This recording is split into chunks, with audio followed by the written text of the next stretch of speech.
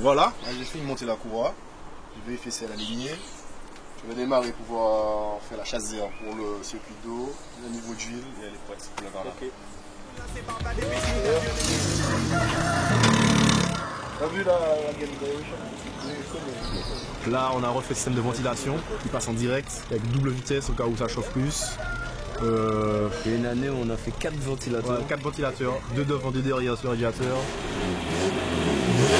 Si on part de l'achat du véhicule, tout ce qui est dossier, tout ça par rapport à la mairie de Fort-de-France et tout, on va dire qu'on a commencé depuis septembre. Le problème essentiel de ces voitures, c'est la chauffe. C'est le fait que ça chauffe. Parce que quand il fait 40 degrés à Fort-de-France, on est sur place surchargé, le moteur inévitablement il chauffe.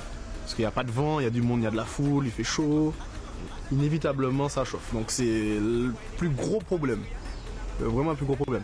D'où la marge d'essence. Il ne faut pas avoir de problème d'essence non plus. Donc au moins ça c'est un souci. Le matin on fait le plein. On passe la journée tranquille, on n'a pas à se soucier de l'essence. On ne se soucie plus de la température du moteur qu'autre chose. En général, si vous entrez dans un bois de jack pendant le carnaval, il y a plein de bidons d'eau, liquide refroidissement, tout le monde. On ne sait jamais. Voilà. On peut être sûr de sa mécanique, mais le problème c'est que la mécanique n'est pas fiable, par définition. Surtout sur des voitures de 92, 91. Voilà.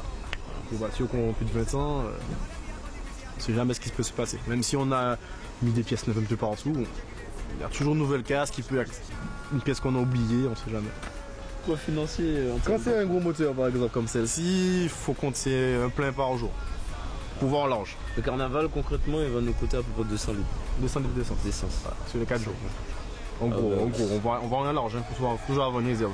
Quand 200 litres... Parce que faut voir, c'est comme si on est dans un embouteillage de 14h à 19h.